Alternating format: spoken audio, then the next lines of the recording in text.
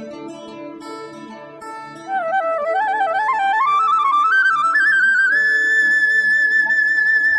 श्रोते हो, रेडिओ जयंतच्या आनंदी कट्ट्यावर मी अनुराधा आपणा सर्वांचं मनपूर्वक स्वागत करते. श्रोते हो, आजच्या आनंदी कट्ट्यावर प्रगती खोसे यांनी मांडलेला हा अतिशय सुंदर विचार.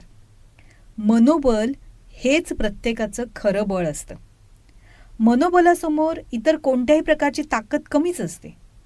एखाद्याकडे पैसा, संपत्ती, सैन्य किती आणि शस्त्रसाठा किती यापेक्षा अनेकदा मनोबल किती हेच लढाईत महत्त्वाचं ठरतं.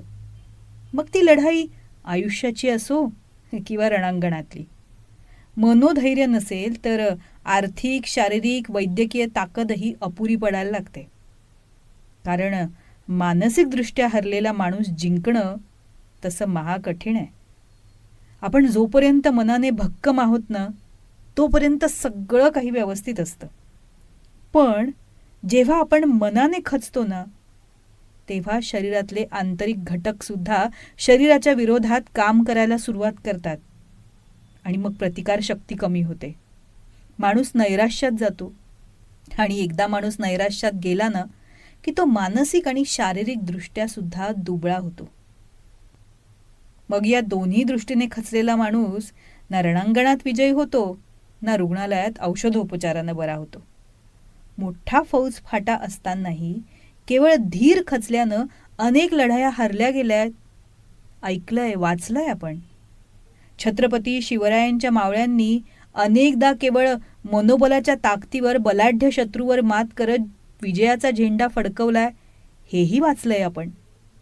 स्वराज्य बळकवण्यासाठी आलेल्या बलाढ्य औरंगजेबाशी छत्रपती ताराराणी लढत राहिल्या, ते केवळ त्यांच्याकडे असलेल्या मनोबलामुळेच. आजारी पडल्यानंतर प्रतिकारशक्ती कमी होण्यासाठी अनेकदा कोणतंही बाह्य कारण लागत नाही. मनोबल खचलं ना तर मग बाहेरून दिलेलं कोणतंही औषध काम करत नाही. आणि बाजारात असं मनोबल वाढवणारं औषध मुळी मिळत नाही. मला काहीही होणार नाही, मी बरा होणारच, हा सकारात्मक विचार जोपर्यंत आपण करत नाही ना, तोपर्यंत आपला आजार बरा होत नाही. म्हणूनच आजारी पडल्यानंतर मानसिक सकारात्मकता अत्यंत आवश्यक आहे. मनोबल वाढेल आणि जेव्हा ते वाढेल तेव्हा बरं होण्याचं प्रमाणही आपोआपच वाढत जाईल. तेव्हा श्रोते हो, हा होता आनंदी कट्ट्यावरचा आजचा सुंदर विचार. तुम्हाला तो कसा वाटला याविषयीची तुमची कमेंट बॉक्समध्ये नक्की लिहा. आणि त्याचबरोबर रेडिओ जयंतचे दर्जेदार कार्यक्रम ऐकण्यासाठी रेडिओ जयंत लाईक करा, शेअर करा आणि सबस्क्राईब करा.